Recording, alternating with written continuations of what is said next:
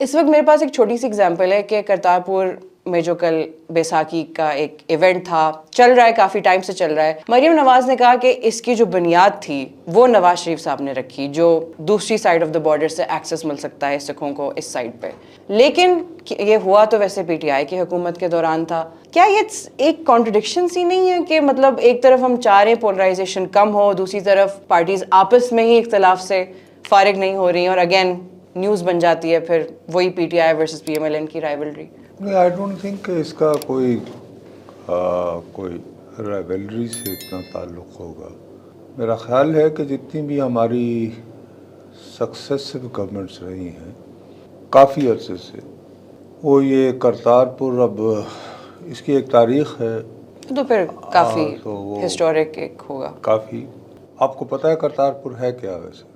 सिर्फ वो जब मैंने विज़िट किया था कुछ साल पहले नारोवाल के शहर में, वो गुरु नानक का बेरियल साइट उसको कहा जाता है कि मतलब वहाँ पर वो इटसेल्फ उनको नहीं दफनाया गया, वो सिख लेजेंड के मुताबिक गुलाब के फूल आ गए थे उनकी बॉडी की जगह, तो मुसलमानों ने और सिखों ने फिर आपस में डिवाइड कर लिए, if I am not wrong. नहीं तो वहाँ गुरु नानक क्या कर रहे थे? प्रीचिंग द रिलीजन प्रॉबेबली, ये आप बेहतर बता सकते हैं। बहरहाल सबसे पहली बात तो ये है कि तारीख़ की दुरुस्ती के लिए आपको याद होगा कि जो पुराने ज़माने के कॉन्सेप्ट होते थे जल्दी जल्दी, उसमें ये होता था कि आपकी ज़िंदगी के मुख्तलिफ मराहल होते थे, तो ज़िंदगी के आखिरी हिस्से में आप त्याग ले लेते थे।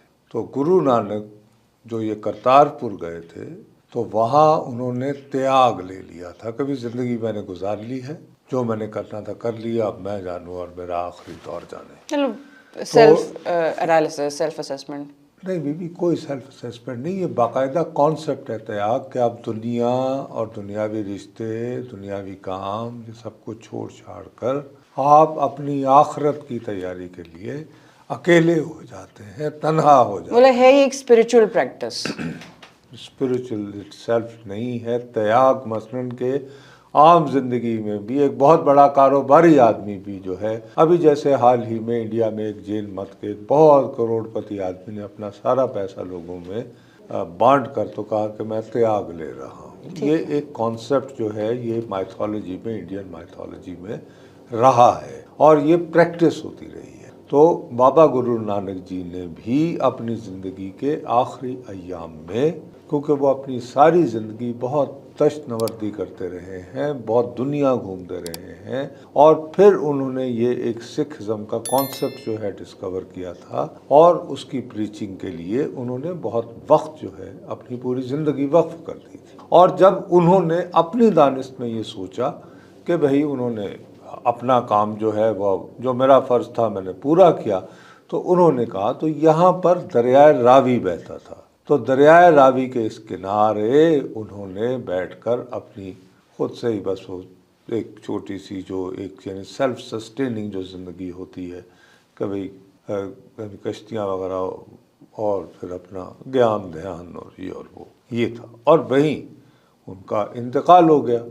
और इसमें जो सबसे खूबसूरत बात ये है कि उस इलाके के लोगों में ये झगड़ा था कि जी ये इनको अब मुसलमानों के तरीक़े पर इनकी तदफीन हो या ये कि इनको जलाया जाए।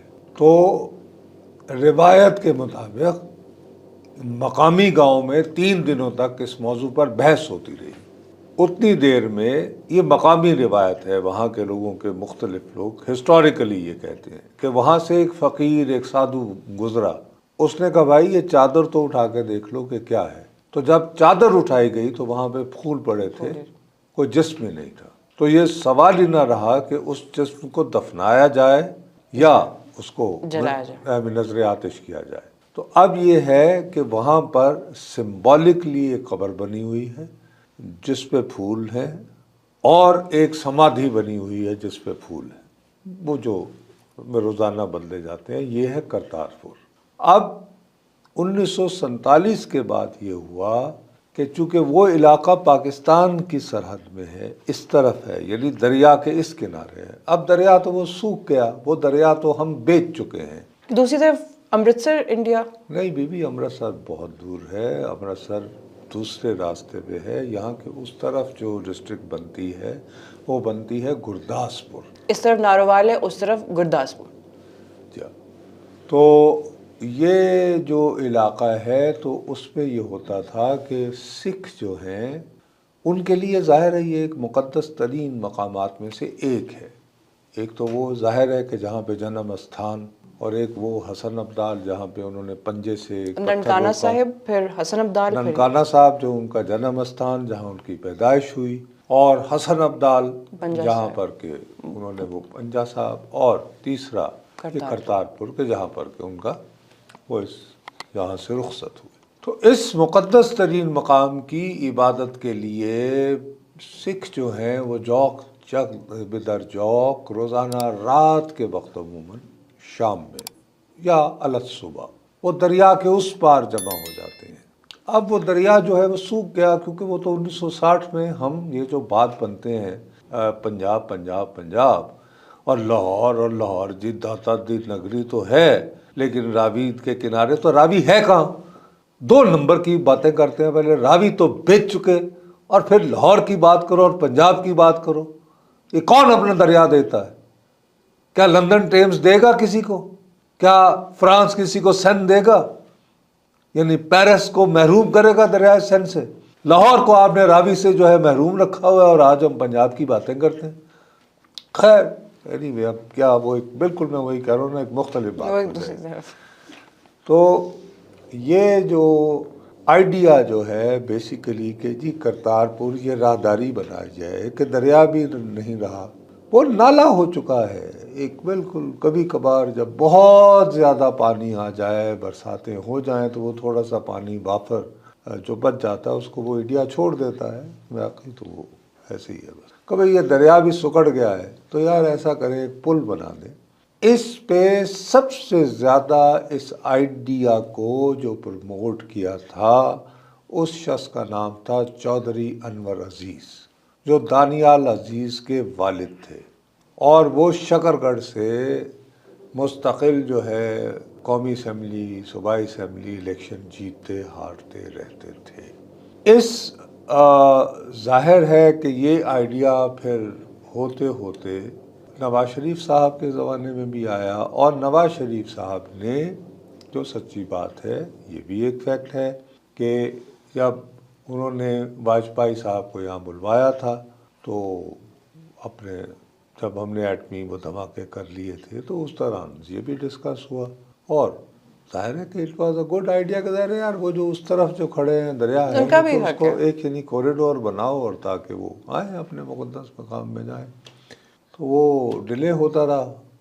तो उसके बाद लेकिन इस पर बहुत ज़्यादा to be fair actively general Musharraf के दौर में आपको याद होगा जब परवेज़ इलाही वज़ीर आला थे तो उस वक्त ये पंजाब की बहुत ज़्यादा बात हो रही थी, आपस में शायरों का आना जाना भी होता था और ये वो। तो उस पर यानी चौधरी परवेज़ इलाही को आपको क्रेडिट देना चाहिए कि उन्होंने बहुत नहीं मैं उसका यानी ज़ाती तौर पर वाकिफ़। तो उसी को आगे बढ़ाते हुए अगर मरियम बीबी जो है वो उसकी ओनरशिप ले रही हैं तो ये अच्छी बात है, कोई बुरी बात तो नहीं है, कोई अच्छी बात है, इट्स अ गुड थिंग। लेकिन ये कहना कि ये सिर्फ नवाज शरीफ साहब का आइडिया था ये गलत है। और इन स्टेटमेंट्स का पर डायरेक्ट इम्पैक्ट तो इम्पैक्ट क्या होना चाहिए, इम्पैक्ट क्या हो, जाहिर है कि क्रेडिट का। लेकिन बहरहाल आप ये बात भी डिनाई नहीं कर सकते यानी कि नवाज शरीफ साहब इस आइडिया के मुखालिफ नहीं थे, और 1997 में जब वाजपेयी यहाँ पे आए तो उसके बाद इसकी गुंजाइश निकली। तो बहरहाल वो बात चल रही थी, तो बाजवा साहब को भी तो अपने इक़्तिदार में मुस्तक़िल रहना था मरते दम तक, और फिर उन्होंने नोबल प्राइज़ भी लेना था इंडिया पाकिस्तान के तहत। वो भी 2 नंबर के आदमी थे ना, नोबेल प्राइज़। ओ भाई वो क्यों वो कब्ज़ा करना, यानी कि उन्होंने 6 साल इसीलिए तो किए थे ना कि वो चाह रहे थे कि इन द एंड वो ये साबित करें कि वो सोल्जर फॉर पीस है, यही ड्रामा लगा रहे थे ना। और क्या वो उन्होंने काफ़ी बड़ी आयरनी है ये तो। अरे बीबी, ये मैं कोई ये नहीं कि मैं कोई खुफिया बात तो नहीं कर रहा हूँ ना। ये तो क्या उन्होंने खुल के नहीं कहा था सहाफ़ियों को ब्रीफिंग देते हुए, गालिबन अप्रैल उनके दौर का जो आखिरी है, कि क्या इंडिया पाकिस्तान कब तक सास बहू की तरह लड़ते रहेंगे? कहा था या नहीं कहा था? बिल्कुल कहा था। और ये उसके तो बाद किस statement तरह बहुत- वो यानी मुंतज़िर थे जब ये यानी करतारपुर जो है वो ओपन हो रहा था। उस वक्त तो यानी कि मास्टर ऑफ सेरेमनीज तो वो हुए थे, इफ्तिताह तो इमरान खान ने किया है, नो डाउट। अच्छा, वो जिस बंदे को ये वो यानी सिद्धू पिद्धू जो था, हाँ वो फारिग है, वो उसके बाद उसका सियासत कैरियर ख़त्म हो गया।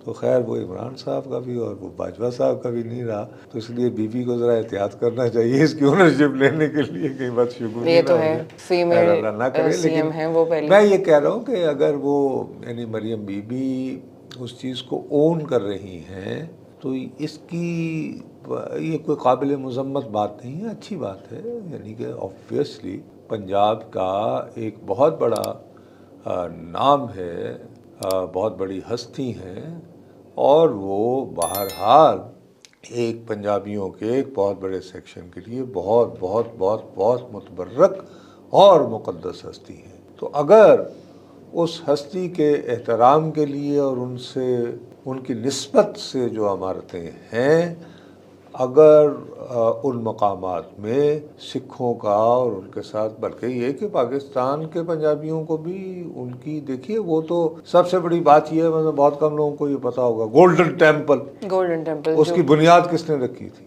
ये पता है आपको? ये मियाँ मीर, उसका जो पत्थर रखा हुआ है ना, पत्थर जो पहली वो जो लाहौर में जो दफन है बहुत बड़े सूफी मियाँ मीर, वो पहली ईंट उनकी रखी हुई है इंडिया में जो गोल्डन टेम्पल। जी बीबी, अमृतसर में जो मुकद्दस तरीन मकाम सिख जाते हैं जहाँ, उसकी बुनियाद इसी तरह गुरु ग्रंथ साहब जो सिखों की मुकद्दस तरीन किताब, उसमें बाबा फरीद गन शक्कर उनके बहुत सारे अशरोक हैं, वो भी उन्होंने हवाला दिया हुआ है उनका। जो पाकपतन तो उस हवाले से अगर ओनरशिप रखी जाए तो this is something that should be, बजाय ये इसके कह रहे कि ये क्रेडिट किसको जाता है, अगर उसको ओन कर रही हैं मोहतरमा मरियम नवाज साहिबा, तो उसको वेलकम करना चाहिए। तो इन एनी केस ये एक अच्छा ही स्टेप था। ये कि हाँ, बल्कि it should be encouraged, it should be, ये तो रोजाना की बुनियाद में होना चाहिए। शायद इससे ही थोड़ी बहुत राइवलरीज जो हैं रिलीजन की बेसिस पे थोड़ी कम हो जाए, बेहतर हो जाए। जी, उधर उनमें हो जाए, नहीं पहले आपस में भी तो कर लेना राइवलरी, वो तो मुश्किल ही है।